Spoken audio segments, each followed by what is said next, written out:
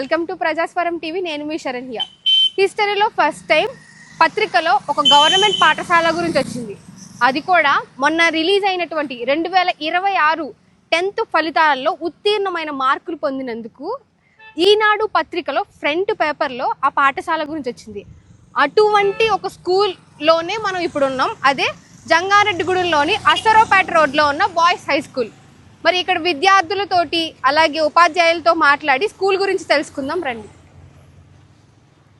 విద్యార్థులందరినీ తీర్చిదిద్దిన పాఠశాల incharge head master మరియు డాక్టరేట్ హోల్డర్ నాగేశ్వరరావు గారు మనతో ఉన్నారు.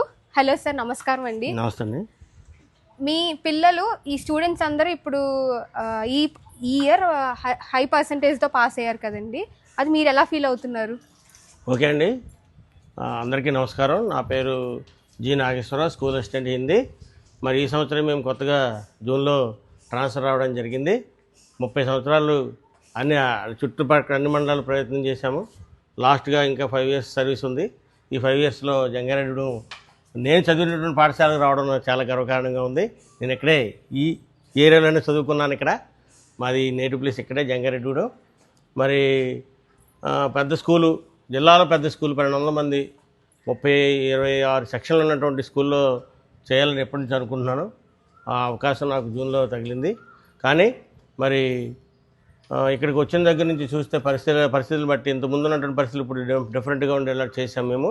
మరి ఉదయం 8 గంటల నుంచి 9 గంటల వరకు క్లాసులు పెట్టడం, అలాగే సాయంత్రం 4 to 5 క్లాసులు పెట్టడం, ఇలా చాలా వినూత్నమైన కార్యక్రమాలు చేపట్టాము. అందుకనే మనకి ఇంత రిజల్ట్ రావడానికి ప్రధానమైన కారణం జరిగింది.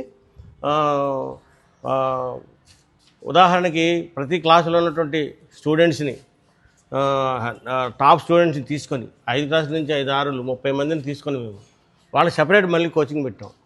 సబ్జెక్ట్ ఎఫర్ట్స్ చేత అన్ని సబ్జెక్టుల్లో ఎఫర్ట్స్ అయినటువంటి వాళ్ళని మళ్ళీ ఉన్న వాళ్ళలో తీసుకొని పైన క్లాస్ పెట్టి వాళ్ళకి సెపరేట్ కోచింగ్ ఇవ్వడం జరిగింది. అందువల్లనే 584 మార్కులు రావడానికి సాధ్యమైంది. మేడం, ఈ స్కూల్ స్థాపించింది దగ్గరగా 1949 కదా సార్? అవును. అప్పటి నుంచి కూడా ఇప్పుడు 2026 ఇప్పటి వరకు కూడా ఎన్నడూ హిస్టరీలో లేనట్టు విధంగా ఫస్ట్ టైం 25 మందికి 500 అబోవ్ మార్క్స్ వచ్చాయి. దీని వెనకాల మీ కృషి ఎటువంటిది అంటారు?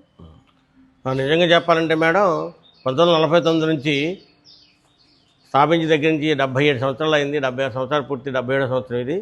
ఇన్ని మార్కులు రావడం అనేది, 584 మార్కులు రావడం అనేది గవర్నమెంట్ స్కూల్స్ చరిత్ర ఇదే మొదటిసారి. మేము ఇది సాధించేందుకు మేము చాలా గర్వపడుతున్నాం. పైగా మేము కొత్తగా 15 మంది టీచర్లు వచ్చాము. పాత టీచర్లు, కొత్త టీచర్లు అందరూ కలిపి ఒక కెప్టెన్, టీమిండియా కెప్టెన్, టీమిండియాలో 11 మంది ప్లేయర్స్, క్రికెట్లో అందరూ ఆడితేనే, ఆల్రౌండర్సు, బ్యాట్స్మెన్లు, బౌలర్సు అందరూ ఆడితేనే టీం సక్సెస్ అవుతుంది. అదేవిధంగా మా స్కూల్లో కూడా ఆల్రౌండ్ డెవలప్మెంట్ ఉంది కాబట్టి ఈ సక్సెస్ ప్రధానమైన కారణమైందండి. మా స్కూల్లో ఎన్సీసీ ఉంది, స్కౌట్స్ అండ్ గైడ్స్ ఉంది, ల్యాబ్స్ ఉన్నాయి, ఫిజికల్ ల్యాబ్ ఉంది, కెమికల్ ల్యాబ్స్ ఉన్నాయి, అలాగే లాంగ్వేజ్ ల్యాబ్స్ ఉన్నాయి, అలాగే లైబ్రరీ ఉంది. డిస్ట్రిక్ట్లో ఫస్ట్ ఇంత పెద్ద లైబ్రరీ జిల్లాలో ఎక్కడా లేదండి, అటువంటి లైబ్రరీ ఉంది. ఇలా పెద్ద గ్రౌండ్ ఉంది. ఇలాగా మా స్కూల్లో లేదంటూ లేదు.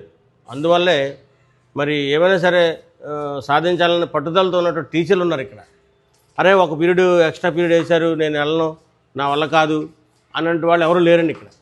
ఏ ఎక్స్ట్రా పీరియడ్ వేసినప్పుడు కూడా, ఎన్ని పీరియడ్లు వేసినప్పుడు కూడా మేము వెళ్తాం, మేము చేయగలం, చేస్తాం అనే పట్టుదలతో చేసేవాళ్ళు ఇక్కడ చాలామంది టీచర్లు ఉన్నారండి. అకుంఠిత దీక్షతో చేసే టీచర్లు ఉన్నారు. అందువల్లే ఈ ఇన్ని సంవత్సరాల చరిత్రని రికార్డు చేయడానికి సాధ్యమైందండి. Thank you madam. డైలీ ఎంత టైం ప్రిపేర్ అయ్యేవారు ఎగ్జామ్స్కి? ఎగ్జామ్స్ ఉన్నప్పుడు నైట్ 10 వరకు చదివి మళ్ళీ మార్నింగ్ 5 వరకు చదివేదాన్ని. అంటే ఎక్కువ టైం చదివినా సరే రివిజన్ ఇంపార్టెంట్ అని చెప్తూ ఉండేవాళ్ళు. రివిజన్ చేస్తేనే ఏదైనా గుర్తుంటుంది, ఎక్కువసేపు బట్టి పట్టకూడదని చెప్పి బాగా మాకు చెప్పేవాళ్ళు అందరూ, ప్రతి టీచర్స్ కూడా. అన్నీ రివిజన్ చేయండి, ఇప్పుడు చదివింది మళ్ళీ 2 times 3 times అన్నీ ప్రాక్టీస్ చేస్తేనే అప్పుడు బాగా వస్తుందని చెప్పేవాళ్ళు. అలా నేను ఎగ్జామ్కి ప్రిపేర్ అయ్యాను. ఎస్ఎస్సిలో మంచిగా పర్ఫామ్ చేశాను.